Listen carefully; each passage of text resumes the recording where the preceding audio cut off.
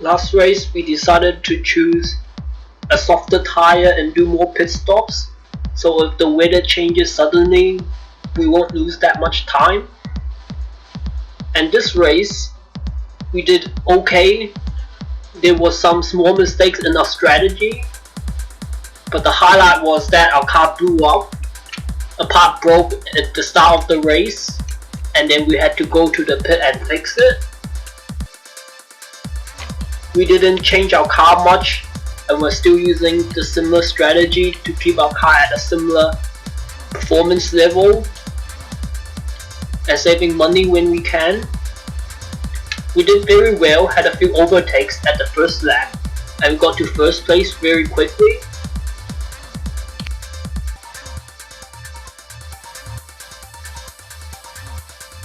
You can see our car broke on this lap, so we had to do a pit stop to get it fixed. And it actually stopped raining around the 27th lap, so we can assume about 20 laps. Also, our car will be broken if we choose not to pit in the era, and every lap the car breaks, we might lose about 1 to 3 seconds per lap. So we are losing about 30 seconds or a few minutes if we didn't do the pit stop to get things fixed.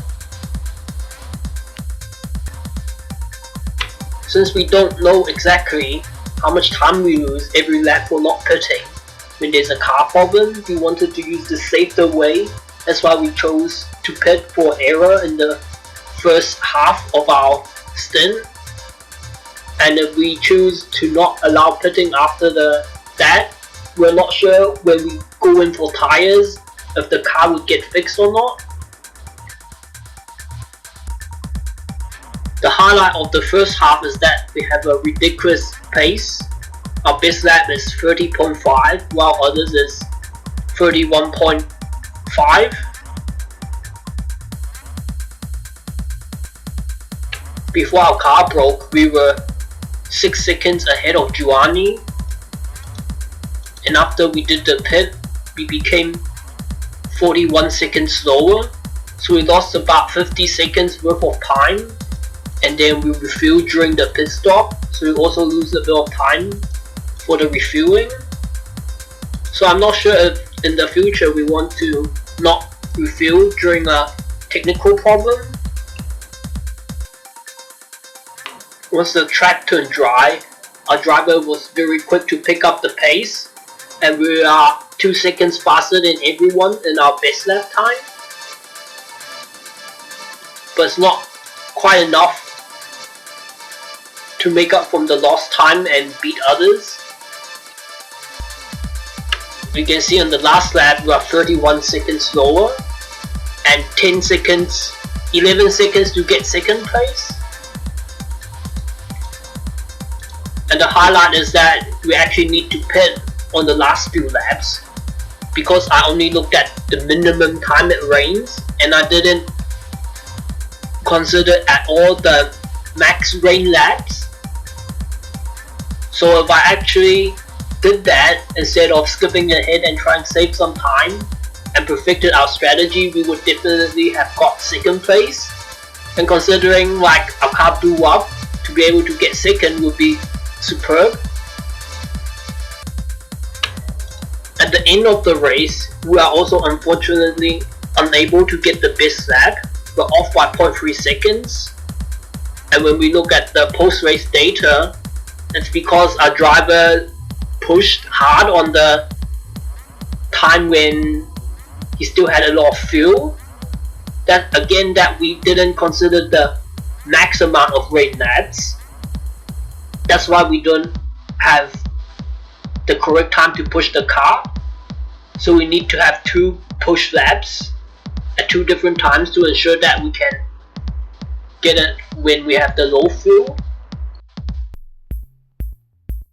I skipped ahead and tried to save some time not looking at the max rain laps, because we already have a huge point gap in the lead, so there's not much pressure. And we can see it stopped raining at this 27th lap. And our driver also made 2 different mistakes in the race. We were 10 seconds slower, so if we made 1 less mistakes, we would have gotten 2nd place, or at least 3rd place. You can see the time it stopped raining is about 40 minutes to the 41 minute. That is exactly with what we expected with our calculator, is that it takes 10 minutes for the track to dry up, on average 9 minutes or so, and we can see right after the 30 minute is virtually no rain, but doesn't dry up instantly. And we can see at the start of the race the electronics malfunctioned and to reset. If we look at the 10th lap to see what mistake our driver made, went off by himself, and the second error on the 30th lap also went off again by himself. If we reduce the clear risk a bit, we'll make the car weigh down a bit less, but our driver will be a bit slower. Some tracks we can still have the high risk and our driver won't make mistakes, so it's depending on what track we go to. But definitely we can potentially make our driver have only 1 mistake or no mistakes if we drop the risk a bit. But it may not be worth the thought involved in doing all of this and reducing the risk, because we aren't guaranteed to make our driver have 1 mistake or less by reducing the risk, and we reduce our pace when the track allows a high risk and our driver don't make the mistakes. Even with our pit stop, we lose 50 seconds, and then again the second pit stop near the end of the race, because we have to refuel, that's another 45 seconds. So potentially if we didn't make those mistakes, we could have ranked like top 10 or first.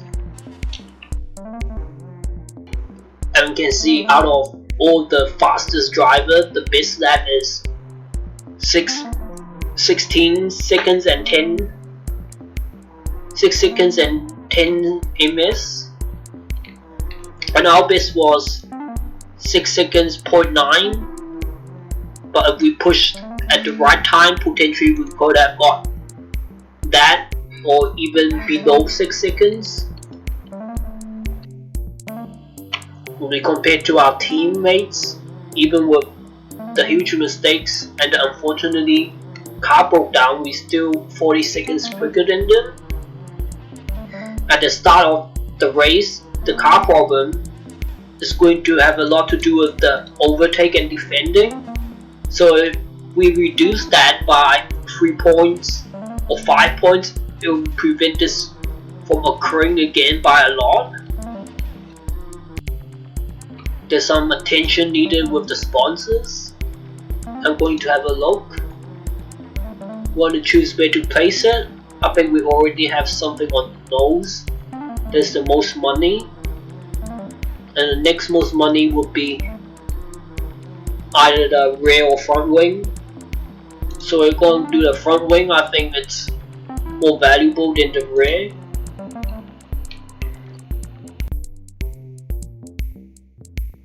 Another surprise of this race is that we can see Ethan didn't qualify for the race at all, so he failed to start and he lost a lot of points.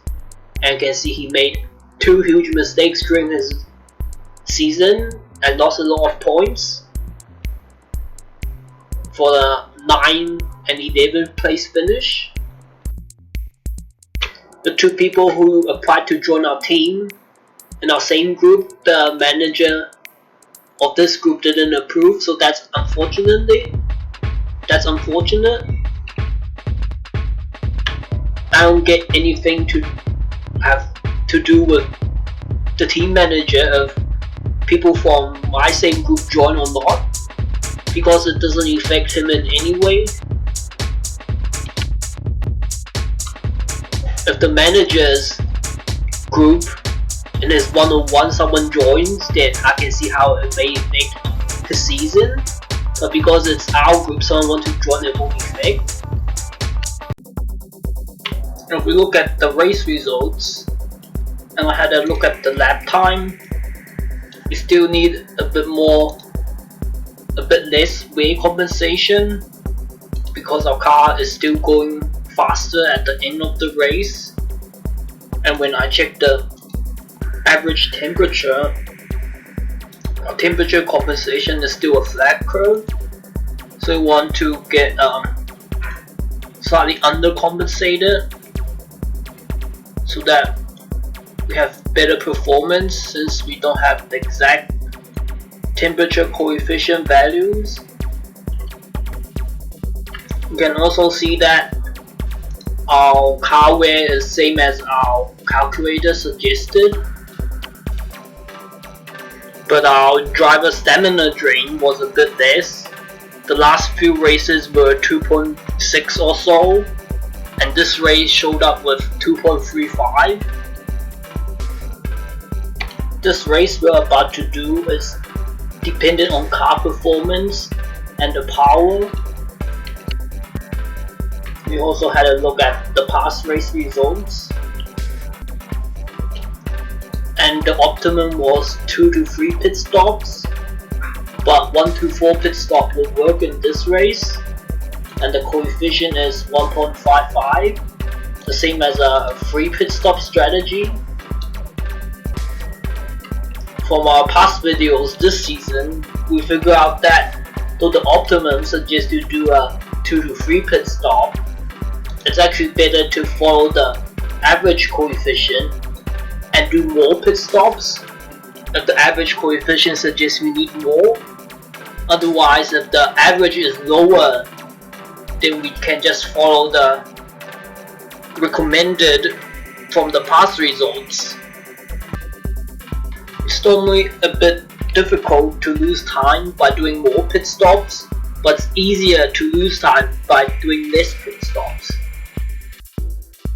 You can see for this track, at the start of the race it's going to be dry, but then it's probably going to rain a bit, and then you might need to change tires or do something. If we look at the car wear, we can downgrade the gearbox, and the other parts I think we need to replace it.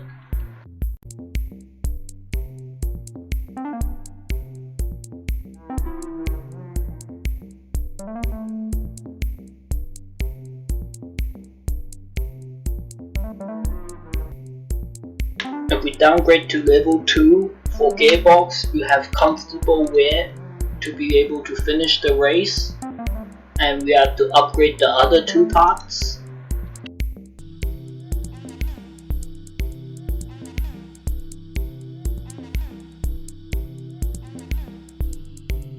And our car is about what we want for the characteristics, because the tracks are mostly power and handling, not so much acceleration. However, after the car update, we don't have the fastest car anymore. We also didn't have fastest last race, but one of the rival is a balance type car, so potentially it's not as good because the tracks are the power and handling based.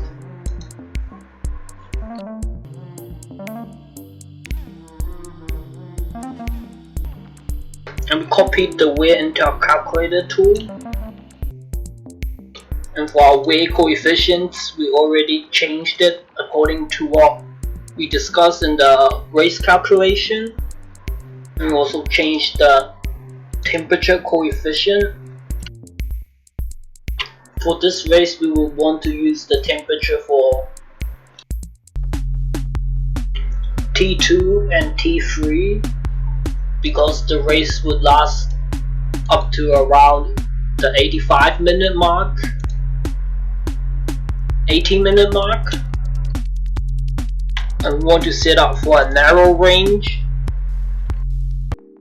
If we look at the past race data with a 75 or 80% chance 5 laps were dry and the remaining were all wet with a dry start. And we can see previously we came to the conclusion that 7 to 15 minutes would be dry with a dry start and a 73% chance of rain. For our tire calculation, we can safely assume that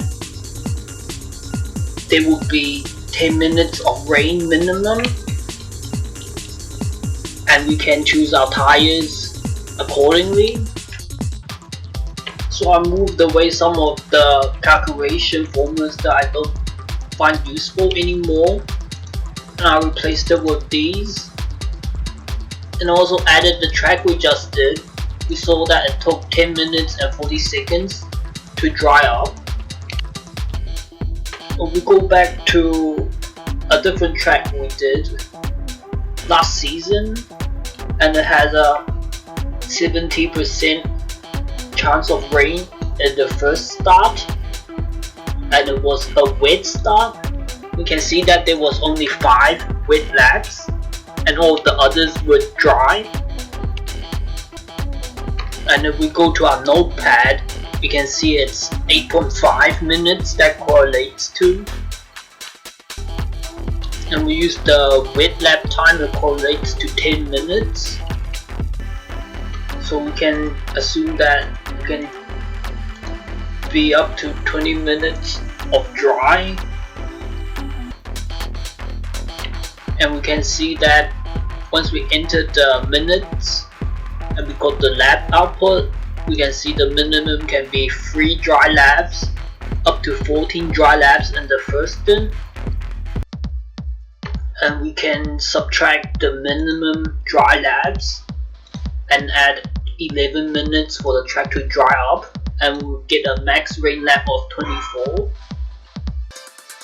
And the minimum amount of rain laps will be this max dry minus the 30 minutes for the first stint. And we can assume that the weather changes to instantly dry for this T2. And we can calculate the minimum laps covered in the T1 to be the minimum dry laps plus this remaining 30 minutes, and we'll get the 15 laps. 30 minutes minus the minimum dry lap and the amount of laps you can cover in rain laps, and we'll cover the minimum of 18 laps for the first stint, and the remaining laps will be the total minus 18 laps covered for T2 to T3. We are considering using soft and medium tires for this race, but I think we want to use the medium tires because the max amount of rain laps could be 14 in the first stint, and the soft would not make it to the end. We need to do an extra pit stop, but to be absolutely sure we can cover this first 30 minutes without doing pit stop in the middle, we need to add extra lap or so. And when we look at the second stint, we need to cover 34 laps or more, and we need to give it 2 extra laps.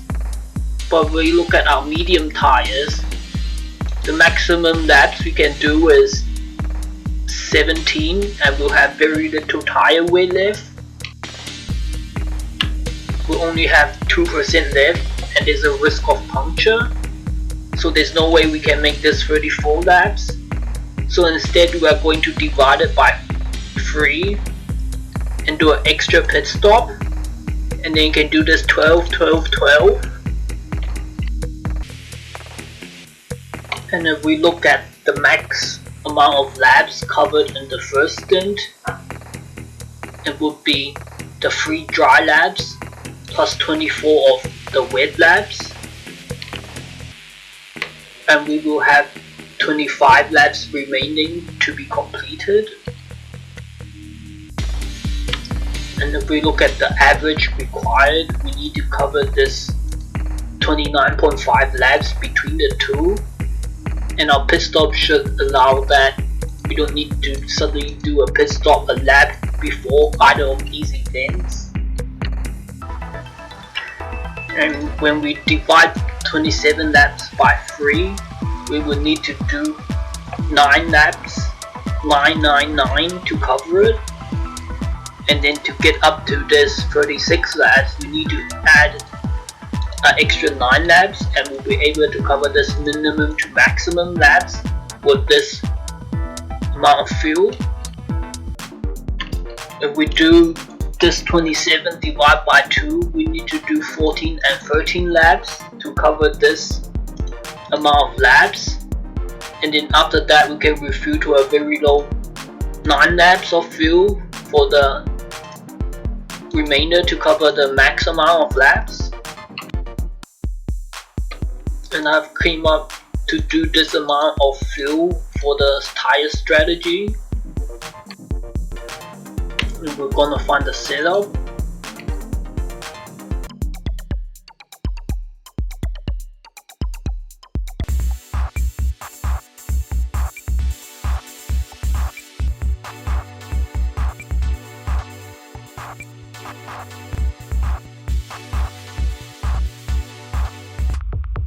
We calculated the final setup. I'm going to find the wing split.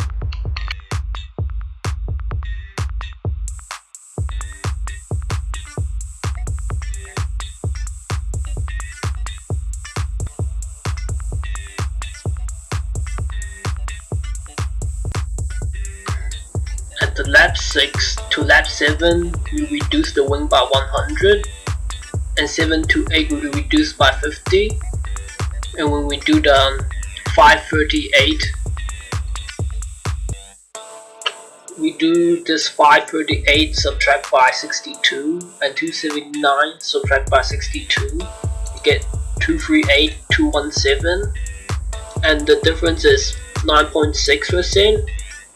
And when we do 50 times this 9.6, we need to minus an extra 5 points to take this value slightly closer to here, so that's exactly the center, and that will be the 54 wing split, and this was 50.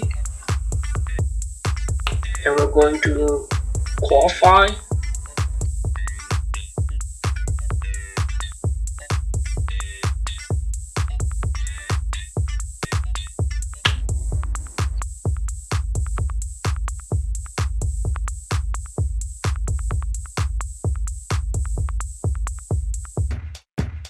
Our driver did a superb qualifying, less than 0.2 off from the net time, but it's only good enough for second place.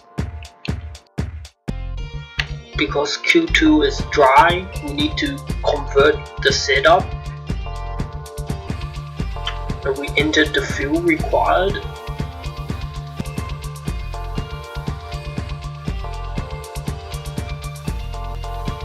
And we can see our Q2 time not as good because we're starting with a high fuel load, but we can see Q1 same time as us is doing a similar strategy to be able to cover the large amount of potential laps in the first stint without the extra pit stop. But we need to split the first stint into potentially 2 pit stops. Then you need to have 2 low amount of fuel loads, and then you have no idea if it rained within 3 laps, and then after you put with the wet, for the wet tires you come out with a very low fuel load, so there's no way you can get the correct strategy. That's why you have to be able to cover all of the laps that's potentially dry before you go onto the wet tires, and it needs a high amount of fuel, about 85, to be able to cover all of the laps. However, another way to do it is that we potentially could have split the wet laps into half and do a pit stop for it. But then we already chose our strategy, and when we do a bit more pit stops with the wet, we lose a lot of time. And for the first half of the race, since if you suddenly pit in the first few laps, it's going to be quite likely that we are a few laps short before our pit stop and the weather change. So it's highly likely you can lose a lot of time by splitting the first half into 2 pit stops. And then for the wet weather, you have no idea of when it's going to happen, so you can't be able to get this 85 high fuel to cover all of the wet laps. That's why we didn't choose to split in half. So I don't think they'll work well, other than starting on the higher fuel required to cover all of the laps. You can see our combined qualifying timing is quite good, 1.6 slower than others. Our Q1 time was shocking, 23 out of 2000 qualified, and we are 0.6 seconds slower compared to top 6. But our overall, because we start with the higher fuel, is a bit worse, top 226, but I still think it's quite good. And when we use our calculator to calculate, if a car error occurs, potentially we can lose 1.5 to 3 seconds or so per lap. The amount of laps we would need to travel with the broken parts to be able to consume a pit stop worth of time will be about 15 to 23 laps.